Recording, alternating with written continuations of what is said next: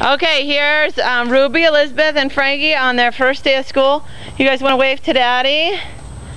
Wave. You guys excited to go to school? Yeah. No. Yeah. No from Frankie. Frankie, why aren't you excited?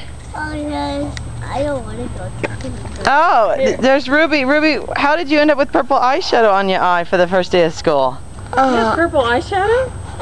Oh, I wonder. Oh my gosh, what is that? It looks like Marker. Marker. Okay, well, we'll get that off. Yeah. And Elizabeth, do you have anything to say for the first day of school? Jacket off. Okay, put your jacket back on, Ruby. I had to go to Mr. Mara's class because I like it, and I like it so much. I know, you're going to have so much good fun. And Frankie, do you have something to say about the first day of school? No. Mama. Okay. All right, Mama loves you. I don't want to. And Daddy loves you. We're so excited for you guys for your first day of school. Okay, wave bye to Daddy, everybody. Bye. Bye. Bye.